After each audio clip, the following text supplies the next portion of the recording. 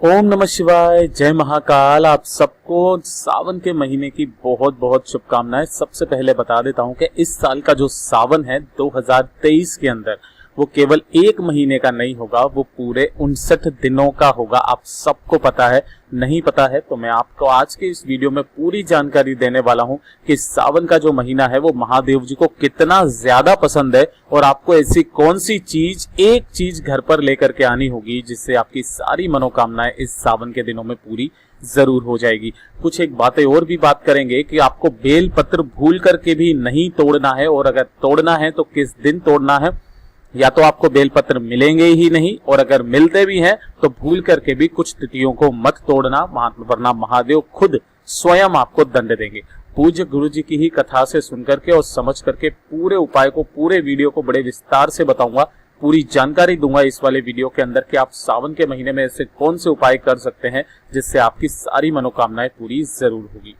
और इस साल का जो सावन का महीना है वो बिल्कुल अद्भुत बन रहा है, जो कि 2023 का सावन है। इस सावन के अंदर आपका भाग्योदय होने वाला है। सुख, समृद्धि, धन की आपके जीवन में कभी कमी नहीं होगी। नई ऊर्जा का संचार आपके जीवन में होने लगेगा और मेरे देव आदिदेव महादेव आपकी सारी झूली खुशियों से जरूर भर देंगे। तो पूरे वीडियो को अंत तक जरूर देखिएगा, परंतु उससे पहले आप सबसे एक छोटी सी गुजारिश करूंगा कि जो लोग पहली बार आए हैं चैनल को सब्सक्राइब जरूर करना और वीडियो को लाइक करके महादेव जी का कोई सा भी प्यारा नाम कमेंट बॉक्स में लिखना मत भूलिएगा।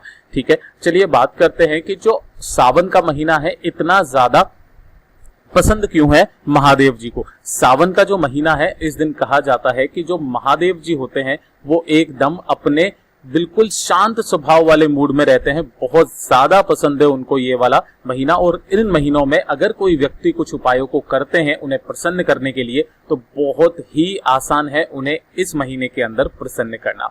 ठीक है, सबसे पहले बात कर लेते हैं 2023 का ये जो सावन है ये क्यों इतना ज्यादा महत्वपूर्ण है, बार बार क्यों इसके बारे में इतनी ज्यादा बातें हो रही है। तो अगर मैं आपको बता दूं कि इस साल का जो भी हमारा सावन का महीना पड़ने वाला है वो एक महीने का नहीं होगा, वो पूरा होगा 59 दिनों का। कितने दिनों का होगा? 59 दिनों का होगा। कहां कब से चालू हो रहा है आप सबको पता है, खैर कैलेंडर आप देख सकते हो, मेरी जिम्मेदारी है आपको पूरी जानकारी देना। तो 4 जुलाई 2023 से ये स्टार्ट हो रहा है और कितनी तारीख तक रहेगा? ये रहेगा 31 अगस्त तक रहने वाला है। ठीक है ना, 31 अगस्त 2023 तक ये रहने वाला है। ठीक है, ये वाली बात हो गई। अब जब ये अगर 59 दिनों का है तो आप सबको पता है कि आप किसी पूरे साल भर कोई उपाय करो या ना करो, लेकिन जो सावन के सोमवार हैं उन दिनों आप उपायों को करने से मत चूकिएगा, आपको उनका पूरा 100% फल प्रदान होता है। ठीक है, अगर हम लोग बात करें कि इस साल के जो सावन के सोमवार पड़ने वाले हैं वो कौन कौन सी डेट को पड़ने वाले हैं और कुल कितने सोमवार पड़ने वाले हैं, तो जो इस साल का जो सावन है, सावन 2023 के अंदर आपके टोटल 8 सोमवार पड़ने वाले हैं। कौन कौन सी डेट को पड़ेंगे मैं आपको बता देता हूं, ध्यान से सुनना, समझने की कोशिश करना, और उसी के बाद में आपको वो पूरा उपाय बताऊंगा जिससे आप पूरे सावन के अंदर अंदर आपकी जो भी मनोकामना विश होगी वो पूरी जरूर होगी। ध्यान से सुनना। पहला जो सोमवार पड़ने वाला है वो पड़ने वाला है 10 जुलाई को, और आपको एक चीज और बता देता हूं, इस 10 जुलाई को जो सोमवार पड़ने वाला है उस दिन अष्टमी का दिन है, तो सोमवार की अष्टमी भी इस दिन पड़ रही है। बहुत ही संयोग भरा दिन बन रहा है और इस दिन कोई सा भी उपाय करने से मत चूकिएगा। जो भी गुरुदेव ने सोमवार की अष्टमी के उपाय बताए हैं मैंने आपको पूरे वीडियो अपने चैनल पर अपलोड किए हुए हैं, ध्यान से सुनना और इस दिन इन उपायों को करने से मत चूकना। दूसरा जो सोमवार पड़ेगा सावन का वो पड़ेगा 17 जुलाई को। तीसरा सोमवार 24 जुलाई को है। चौथा सोमवार 31 जुलाई को। पांचवा सोमवार जो है वो 7 अगस्त को पड़ेगा, और छठवां जो सोमवार है सावन का वो 14 अगस्त को पड़ेगा। सातवां सोमवार 21 अगस्त को पड़ेगा और आठवां सोमवार जो है वो 28 अगस्त को पड़ेगा। ठीक है, तो ये तो हो गए सोमवार, और इसी के साथ साथ ये तो हो गए महादेव जी के दिन। आप सबको पता है मैया पार्वती के लिए भी मंगला गौरी का व्रत रखा जाता है। सावन के महीने में बहुत ज्यादा प्रधानता है, गुरुदेव हमेशा अपनी कथा में बताते हैं, तो आप इस वाले उपाय को भी करने से मत चूकिएगा। आपको सबको पता होना चाहिए मंगला गौरी व्रत यानी कि जो पार्वती जी का व्रत होता है वो भी आपको करना बहुत ज्यादा जरूरी है। इससे आपको बहुत सारे पुण्य फलों की प्राप्ति होती है। पूरे सावन के महीने में टोटल 9 मंगला गौरी के व्रत बन रहे हैं, जिसमें पहला जो बन रहा है वो 4 जुलाई को है। जब से जो सावन का महीना स्टार्ट हो रहा है पहले ही दिन आपके मंगला गौरी व्रत है। दूसरा जो है वो है 11 जुलाई को, तीसरा पड़ेगा 18 जुलाई को, जो चौथा पड़ेगा वो पड़ेगा 25 जुलाई को। उसके बाद में अगस्त के महीने में आ जाएंगे तो पांचवा जो है 1 अगस्त को, छठवां जो पड़ेगा 8 अगस्त को, सातवां जो पड़ेगा 15 अगस्त को, और आठवां 22 अगस्त को, और नवा जो मंगला गौरी व्रत है वो 29 अगस्त को पड़ने वाला है। ये तो मैंने बता दिए वो दोनों दिन जिस दिन आप किसी भी उपाय को कर लेना, आपको उसमें सफलता मिलेगी ही मिलेगी। ठीक है, मैंने साथ ही साथ थंबनेल में आपको एक जानकारी और भी दी थी कि आपको सावन के महीने में भूल करके भी बेलपत्र नहीं तोड़ना है, या तो आपको बेलपत्र मिलेंगे ही नहीं। बहुत ज्यादा समस्या रहती है क्योंकि इन दिनों में जितनी भी पत्तियां होती है वो बहुत ज्यादा कम हो जाती है, आपको पत्तियां नहीं मिलेगी, और अगर मिल भी जाती है रेयर कंडीशन में तो आपको हर किसी दिन नहीं तोड़ना है, महादेव जी आपको पाप देंगे। बेलपत्रियां सावन के महीने में नहीं तोड़ी जाती है, खास करके कुछ तिथियों को बोला गया है, उन तिथियों को भूल करके भी बेलपत्री मत तोड़ लेना। कौन कौन सी दिन है वो मैं बता देता हूं। तो क्या इसका मतलब आप काफी सारे लोग पूछेंगे कि क्या हम बेलपत्री ही ना तोड़ें, क्या हम महादेव जी को सावन के महीने में बेलपत्री ही ना चढ़ाएं? नहीं, आप चढ़ाओ, लेकिन आप उससे पहले ही इन बेलपत्रियों को तोड़ करके रख लेना।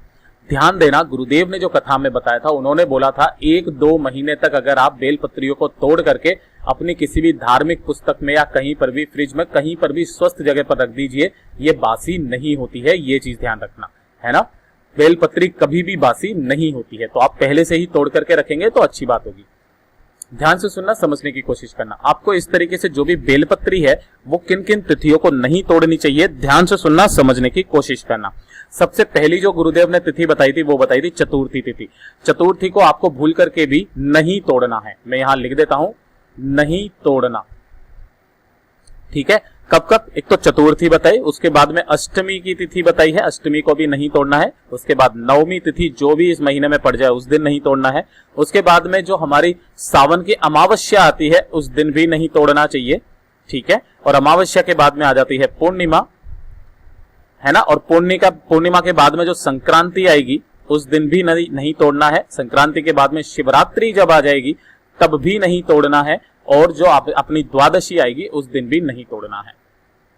ठीक है, इन तिथियों को भूल करके भी बेलपत्री मत तोड़ना, आपके किसी भी उपाय का जो फायदा होगा वो आपको कभी जीवन में नहीं मिलेगा। ठीक है, और ये भी कहा जाता है कि महादेव जी को सावन के महीने में प्रसन्न करने के लिए आपको ज्यादा कुछ करने की जरूरत नहीं है, मात्र आपको छोटे छोटे से उपाय करने होंगे। मेरा देव आदिदेव महादेव आपकी झोली खुशियों से भर देगा, आपके सारे संकट दूर कर देगा, आपकी जो भी मनोकामना होगी वो पूरी जरूर होगी। अब बात करते हैं कि जो आपकी मनोकामना पूर्ति के लिए हमने जो थंबनेल में बताया था कि ऐसी कौन सी चीज है जिसे आपको अपने घर पर लेकर के आ जाना है सावन के महीने से पहले ही। ठीक है, जिससे कि आपकी जो भी मनोकामना होगी वो पूरी जरूर होगी। तो ध्यान रखना, मैं उस चीज को बता देता हूं, आपको सावन के महीने से पहले ही आप कहीं से भी कैसे भी करके अरेंज कर लेना, आपको बेल का फल बहुत मुश्किल से मिलने वाला है। इसी वजह से आपसे कह रहा हूं, सावन के महीने से पहले ही आपको 1 या 2 बेल के फल लेकर के रख लेना है। चाहे सब्जी वाले से कह दो, चाहे किसी से भी कह दो, बेल का फल की व्यवस्था आप कर लेना सावन के महीने से पहले ही। ठीक है ना, क्योंकि उसके बाद में मिलना बहुत ज्यादा रेयर कंडीशन हो जाती है, मुश्किल होती है। ठीक, जैसे ही आप बेलपत्री ले लोगे उसके बाद में आप करना क्या, ध्यान से सुनना इस पूरे उपाय को। आप बेलपत्र का जो बेल का फल होता है उसे, ठीक है, जो बेल का फल होगा उसका आपको गुर्दा निकालना है। ठीक है ना, ये जो अंदर का गुर्दा होता है ना, इस गुर्दे को निकाल लेना है ना, और साथ ही ले लेना थोड़ा सा कपूर। ध्यान से देखना, काफी सारे लोग बोलेंगे सर ये कपूर थोड़ी ना है, तो ध्यान रखना ये होता है देसी कपूर। जो आप मार्केट में गोलियों में लेते हो ना, वो ओरिजिनल कपूर नहीं होता है। ओरिजिनल कपूर ऐसा होता है जो कि थोड़ा सा ट्रांसपेरेंट होता है। मैं अपनी पूजा में हमेशा इसी कपूर का इस्तेमाल करता हूं, हो सके तो आप भी इसी वाले कपूर का इस्तेमाल कीजिए। ठीक है ना, इस तरीके से आपको थोड़े बहुत 1 या 2 कपूर के टुकड़े ले लेने हैं। ठीक है ना, और इन टुकड़ों को लेकर के आपको बेल के फल का जो गूदा होता है ना, उसको एक हवन कुंड में रख करके, और आपको करना क्या होगा, थोड़ा सा जला लेना होगा। उसे यहाँ पर रख देना और उसे जला लेना। जब वो पूरी अच्छी तरीके से जल जाए तो जल जाने के बाद में उसकी भस्म बन जाएगी।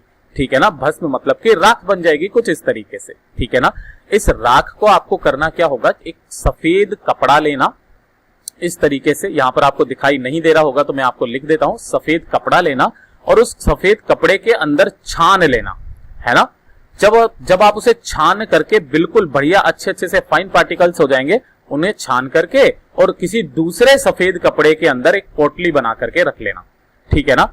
हो सके तो ध्यान से देखना, आप अगर सफेद कपड़े में ना रखो तो एक कोई सी भी कांच की बोतल लेना, कांच की बोतल में अच्छा खासा ज्यादा सी बना लेना इस वाली पूरी की पूरी भस्म को, और एक कांच की बोतल में रख लेना, ठीक है।